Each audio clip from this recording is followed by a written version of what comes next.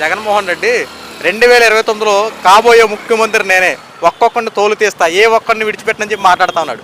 2029లో ప్రజలు కూటమి ప్రభుత్వాన్ని తంతారు, చంద్రబాబు నాయుడు ఎక్కడికో వెళ్ళి పడతారని చెప్పి మాట్లాడుతున్నాడు. జగన్మోహన్ రెడ్డి ఎక్కడిపై మీ అభిప్రాయం? ఏమండి, ఇప్పుడు 2024కి బొట్టలిప్పి అందారు. 2029గా 11 కూడా వస్తారో తెలియదు. 11 కూడా రావు. 2029 11 కూడా రావు అనుకున్నాడు. ఇదివరలా చంద్రబాబు నాయుడు, లోకేష్ బాబు ఇదివరలాగా కూటమి ప్రభుత్వం అనుకున్నారు. మేము ఏమి ఇస్తామో జనాలకు మేము అన్నమాట నిలబెట్టుకుంటాం, మేము చెప్పని పథకాలు కూడా ఇస్తాం, మా దగ్గర విజన్ ఉంది, విజన్ నాయకులు ఉన్నారు, మీరు పకటకల్లా కనకండి, ఏదో మీరు మా రెడ్ బుక్ అని మీరు బ్లూ బుక్ అన్నారు. బ్లూ కాదు, మీరు గ్రీన్ బుక్ పెట్టుకోండి, ఏం అవదు మాకు. ఓకేనా? మేము అంతా స్వస్థంగా చేస్తున్నాం, పరిపాలన విధానం కరెక్ట్గా ఉంటుంది. మా దగ్గర మోసం కానీ నియంత్రణ కానీ, మాకు సీఎంని కలవాలంటే, ఎమ్మెల్యే సీఎంని కలవాలంటే సీఎం సీసీ ఒక ఐఏఎస్ ఆఫీసరు పర్మిషన్ ఇచ్చాడు కదా ఎమ్మెల్యేకి. 10 రోజులు 20 రోజులు అడిగి సెక్రటరీలో కూర్చున్నాడు. ఒక ఎమ్మెల్యే వెళ్ళి సీఎంని కలవాలంటే, సీఎంని కలిస్తే పక్కల అది ఆయన ఇవ్వలేదు. ఎలాగో ఇతని గారికి వెళ్తానికి లేదు, ఇతనే సీఎం ఇప్పుడు లోపల ఉన్నాడుగా ఆయన. మీకు అర్థం చేయక ఇలా చేసుకుంటూ వెళ్తే అలా ఉండదు. ఇప్పుడు మా ఎమ్మెల్యేలు ఉన్నారు, మా సీఎం గారు ఉన్నారు, లోకేష్ బాబు ఉన్నారు. ఎమ్మెల్యే కలవాలంటే ఫోన్ కొట్టి మేము వస్తున్నామంటే రండి, సమస్య ఏంటి అది. ఎమ్మెల్యేకి సీఎంకి ఉన్న అనుబంధాలు బట్టి గవర్నమెంట్ నడుస్తుంది. అంతేగాని నువ్వు ఎమ్మెల్యే పర్మిషన్లో నువ్వు 2029కి నువ్వు వస్తావా కళ్ళ కానికండి. మీరు కళ్ళగానే 2024 అదే అన్నారు, డిపాజిట్లు రావు, కుప్పం నుంచి పులివెందుల దాకా మాదే, మొత్తం శ్రీకాకుళం దాకా అన్నారు. వైనాట్ 175 అన్నారు, కానీ 11 ఇచ్చారు. ఈసారి కానీ అలాగే ఎప్పుడు వైనాట్ 1.5 అని ఎప్పుడు అనుకోకండి. గవర్నమెంట్ మట్టుకు మేము మీ పెచ్చకళ్ళ పకటకళ్ళ కానీ లూజు మాట్లాడుకోకుండా నిజమైన న్యూస్ చేసుకోండి, నిజమైన మాటలు మాట్లాడండి. థ్యాంక్ యూ అన్న. Thank you. కూటమి ప్రభుత్వ అధికారంలోకి వచ్చి సంవత్సరం పూర్తవుతా ఉంది. అయితే వైఎస్ జగన్మోహన్ రెడ్డి ఏం మాట్లాడుతున్నాడంటే, దౌర్జన్యాలు పెరిగిపోయినాయి, అరాచకాలు పెరిగిపోయినాయి, ఈ సంవత్సర పరిపాలన చంద్రబాబు నాయుడు చేసిందంటూ ఏమీ లేదు, పథకాలు ఎగ్గొట్టారు, అది చేశారు, ఇది చేశారంటూ పెద్ద ఎత్తున ఈ ప్రచారాలు చేస్తూ ఉన్నాడు. అంతేకాకుండా 2029 ఎలక్షన్లో నేనే ముఖ్యమంత్రి, చంద్రబాబు ఓడిపోబోతున్నాడు, ఈసారి డిపాజిట్లు కూడా రావు, చంద్రబాబుని తంతే ఎక్కడో పడతాడని చెప్పి మొన్న మాట్లాడాడు. అంతకుముందు 2.0 చూపిస్తా, ఏ ఒక్కడిని విడిచిపెట్టను, 7 సముద్రాల అవతలను సరే వెతికి మరీ లాక్కొచ్చి ఒక్కొక్కడు అంత తెలుస్తా అని చెప్పి మొన్న మాట్లాడాడు. మొన్న మిర్చి అడిగి అక్కడేం మాట్లాడాడు, పథకాలు ఎక్కొడుతున్నారు, ఒక్కొక్కడు తోలు తీస్తాం, రైతులను పట్టించుకోకపోతే ఊరుకునే ప్రసక్తి లేదని చెప్పి అక్కడ మాట్లాడాడు. ఇలా జగన్మోహన్ రెడ్డి బెదిరింపు చర్యలు పాల్పడుతున్నాడు తప్ప ప్రజలకు ఉపయోగపడే మాటలు కానీ, రేపొద్దున అధికారంలోకి వస్తే ఏం చేస్తామో అలాంటివి చెప్పడం మానేసి, వాళ్ళని ఇలా చేస్తా, ఈ వీళ్ళని ఇలా చేస్తా, 2.0 చూపిస్తా, ఒక్కొక్కటి తాట తీస్తా అని చెప్పి విస్తృత స్థాయిలో మాట్లాడుతూ ఉన్నాడు. అయ్యా జగన్మోహన్ రెడ్డి, మనం ప్రజాస్వామ్యంలో ఉన్నామండి, ప్రజలు ఓట్లు వేస్తేనే గెలుస్తాం. ఇదే ప్రజలు ప్రజలను కనుక మీరు మోసం చేస్తే అధంపాతాలను తొక్కేస్తారు. గత 5 సంవత్సరాలు మీకు ప్రజలు అవకాశం ఇచ్చి ముఖ్యమంత్రి స్థానం ఇస్తే మీరు ఏం చేశారు? ప్రజలను ఉద్దేశించి మీరు చేసిందేంటి? 5 సంవత్సరాల పరిపాలనలో రావణ రాష్ట్రంగా చేశారు, అప్పుల ఊబులో నెట్టారు, పథకాల పేరుతో ప్రజలను మోసం చేశారు. మీరు ప్రజాస్వామ్యం గురించి, ప్రజల గురించి మీరు మాట్లాడుతున్నారంటే దెయ్యాలు వేదాలు వదిలిస్తున్నట్టుంది. అయ్యా జగన్మోహన్ రెడ్డి, ఈ ప్రజలు నీకు నమ్మి ఓట్లేస్తే నువ్వు చేసింది ఏం చేసావయ్యా? ఏమైనా పట్టించుకున్న దాఖలాలు ఉందా? రాజధాని విషయంలో నువ్వు చేసినటువంటి మోసపూరితమైన రాజకీయాలు ఏంటి? అప్పుడు చంద్రబాబు నాయుడు గారు అమరావతి రాజధాని ప్రపోజల్ ఫిక్స్ చేసినప్పుడు నువ్వు ప్రతిపక్షంలో ఉన్నావు కదా, నువ్వు ఓకే చెప్పావు కదా, దాన్ని కంటిన్యూ చేయాలిగా. నువ్వు అమరావతి రాజధాని పక్కన పెట్టేసి 3 రాజధానులు 3 ముక్కలంటే కాలయాపన చేసి రాష్ట్రానికి రాజధాని లేకుండా చేసావంటే మరి నేనేమనాలి? ఆంధ్రలో జీవనాడిగా చెప్పుకుని పోలవరం ప్రాజెక్టుని కట్టవయ్యి అంటే ప్రాజెక్ట్నే పక్కన పడేసి నాకు సంబంధం లేదు, కేంద్ర ప్రాజెక్ట్ కేంద్రం కట్టుకున్నది నాకే సంబంధం చెప్పి చేతులు దులిపేసిన నిన్ను ఏం చేయాలి? ఈరోజు నువ్వు ప్రజాస్వామ్యం గురించి, ప్రజల కోసం ఏదో ముసల కన్నీరు కారుస్తున్నావు, కానీ 5 సంవత్సరాలు చేసిందేముంది? పథకాలు అన్నావు. ఏ పథకాలు ఇచ్చావు నువ్వు చెప్పు? అమ్మ ఒడి అంటావు, 1 సంవత్సరం కరెక్ట్గా ఇస్తే 2వ సంవత్సరం కోతలు విధిస్తావు, ఇక 3, 4వ సంవత్సరాలు అయితే ఎగ్గొట్టేసామనుకో. రైతు భరోసా, రైతుల కోసం అందరిని ఆదుకుంటారని చెప్పి రైతు భరోసా 15,000 అని చెప్పి అందులో కూడా కోతలు విధించేవాళ్ళు.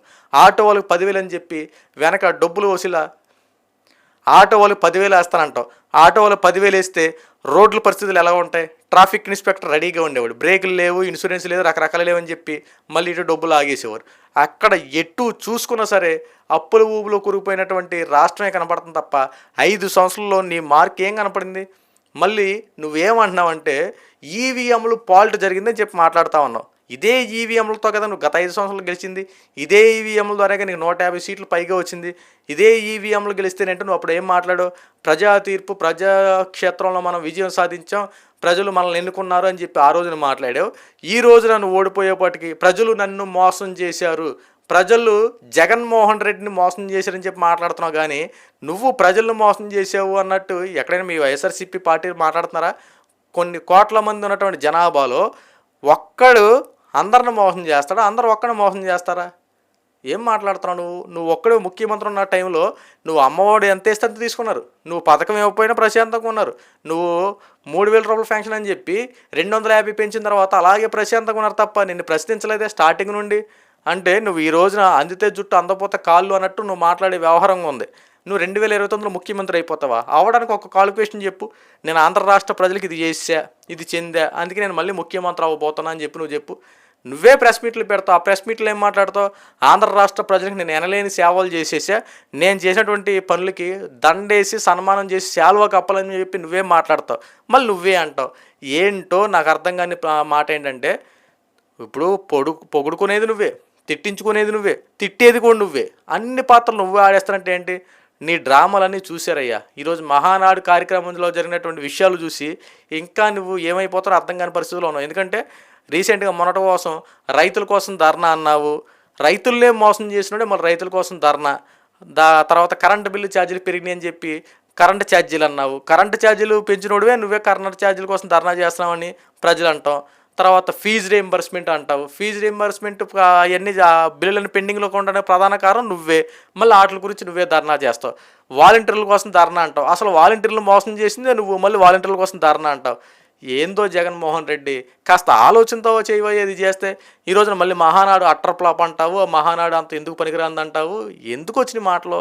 గత 5 సంవత్సరాలు నువ్వు చేయలేదు కదా. ఇదే ప్రజలను పక్కన కూర్చోబెట్టారు కదా. 11 సీట్లు ఇచ్చారు. ప్రతిపక్షం కూడా లేకుండా ఈరోజు నీకు 11 సీట్లు ఇచ్చి పక్కన కూర్చోబెట్టారంటే నీ మీద ఎంత కక్ష కట్టుంటారు ప్రజలు. నువ్వు బెదిరింపు చర్యలు పాల్పడేవాడు కదా. డైరెక్ట్గా నిన్ను ఎదుర్కొనే సత్తా లేక ప్రజల దగ్గర ఈ ప్రజలు ఏం చేశారంటే, బాబోయ్ జగన్మోహన్ రెడ్డికి ఓటేనంటే మమ్మల్ని బతకనేవాడో, మాకెందుకు వచ్చిందని చెప్పి ప్రజలు సైలెంట్గా ఉండి ఎలక్షన్లు వచ్చారు. ఎలక్షన్లు వచ్చేదాకా ఓపిక పట్టారు ప్రజలు. ఎలక్షన్లు వచ్చే వరకు ఓపిక పట్టి ఓటు అనే ఆయుధంతో నీకు ఎక్కడ బుద్ధి చెప్పాలి అక్కడ బుద్ధి చెప్పి కనీసం ప్రతిపక్షం కూడా లేకుండా ఎంత దారుణంగా ఓడిపోయామంటే గత 5 సంవత్సరాలు నువ్వు చేసినట్టు పరిపాలన ఒకసారి గుర్తు చేసుకో. ఈ రోజున మళ్ళీ ఆంధ్ర రాష్ట్ర ప్రజల గురించి నువ్వు ముసలి కన్నీరు కారుస్తూ నేను అది చేస్తా, ఇది చేస్తా, అది చెందుతా, ఇది చెందుతా అని చెప్పి మాట్లాడుతున్నావు కదా. వద్దయ్యా, నీ అవాకులు చవాకులు ఇక ఆంధ్ర రాష్ట్రంలో పేలవు. నీ డ్రామాలని చూశారు.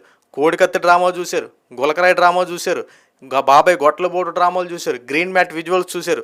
జగన్మోహన్ రెడ్డి మాట తప్పడం మడవ తెప్పడం అని చెప్పి పేరే కనపడదు తప్ప మాట తప్పడం మడవ తెప్పడం నీ యొక్క నైజం అని చెప్పి అందరికీ స్పష్టంగా అర్థమైంది. సో ఇప్పటికైనా సరే బురద జల్లే రాజకీయాలు, శవ రాజకీయాలు చేయడం మానేసి ప్రజలకి ఏం చేస్తే బాగుంటుందో, ఏ రకమైన పరిపాలన అందిస్తే బాగుంటుందో ఆ రకంగా ప్రయత్నించే. ఇక ఎన్నాళ్ళు ఈ ముసుగులో గుద్దులాట వ్యవహారాలు మానేసేయండి. గత 5 సంవత్సరాలు నువ్వు ఏది చేసింది లేదు. కనీసం నీ నియోజకవర్గంలో గెలిచినటువంటి ఎమ్మెల్యేలు కాస్త వాళ్ళు మంత్రి పదవులు చేపట్టి వాళ్ళు చేసింది ఏమీ లేదు. అరే మనకు నమ్ముకున్నటువంటి ప్రజలకి ఓట్లు వేసారు, వాళ్ళకి ఏదో ఒకటి చేయాలని చెప్పి వాళ్ళకు కూడా ధ్యాస లేదు. ఇక ఆంధ్ర రాష్ట్ర ప్రజల కోసం నువ్వు ముఖ్యమంత్రి అయ్యావు, నువ్వు కూడా చేసిందంటూ ఏమీ లేదు. రాజన్న బిడ్డ రాజన్నలా పరిపాలన చేస్తాడని చెప్పి ప్రజలు 1000 కళతో ఎదురు చూస్తే నువ్వు ఆ రాజశేఖర్ రెడ్డి పొరువే తీసినట్టు నీ యొక్క పరిపాలన ఉంది. కనీసం రాజశేఖర్ రెడ్డి గారు చేసినటువంటి ఆ పథకాలని ఇంప్లిమెంట్ చేసుకుంటూ అలాగే వెళ్తే సరిపోయేది. నువ్వు కొత్త పథకాలు ఏం పెట్టావు అసలు. అంతలా పరిపాలన చేసి నీ చేతిలో పెడితే నువ్వేం చేసావయ్యా? రాజశేఖర్ రెడ్డి పేరు ప్రఖ్యాతులంతటినీ సర్వనాశనం చేసావు. రావడం ప్రజావేదికలు కూల్చావు, టీడీపీ పార్టీ ధ్వంసం చేసేలా చేసావు, ఎక్కడికక్కడ దౌర్జన్యాలు పెరిగిపోయేలా చేసావు. ఏదైనా చంద్రబాబు నాయుడు గారు శంకుస్థాపన చేస్తే దాన్ని కట్టవు, వదిలేస్తావు. అది అలాగా ప్రజాధనం దుర్వినియోగం అయిపోవాలి. నీ సొమ్ము కాదు కదా, ప్రజా సొమ్ము. అయితే పోతే మా నెత్తి మీద రుద్దేది. ఆ అప్పు అంటారు, ఈ అప్పు అంటారు, మా నెత్తి మీద రుద్దేది. మాకు ఎలాగ అలవాటు అయిపోయింది. ఎందుకంటే ₹10 ఉన్న వస్తువు రూపాయి అయినా కట్టాల్సి వస్తుంది, ₹1.5 కట్టాల్సి వస్తుంది, ₹3 కట్టాల్సి వస్తుంది. ఎందుకంటే ఆంధ్ర రాష్ట్ర బ్రతుకులు అలా తయారైపోయినాయి. మీరు మాత్రం దోచుకు తింటున్నారు, అభివృద్ధి చెందుతూ ఉన్నారు. మాత్రం పేదలు మాత్రం ట్యాక్సులు కట్టేవాళ్ళు ట్యాక్సులు కడతానే ఉన్నారు. ఎందుకు వచ్చింది? నువ్వు గత 5 సంవత్సరాలు చేసిన పరిపాలన పక్కన కూర్చోబెట్టి అలా ప్రశాంతం కూర్చో. మళ్ళీ ఆంధ్ర రాష్ట్ర జోలికైతే రాకో.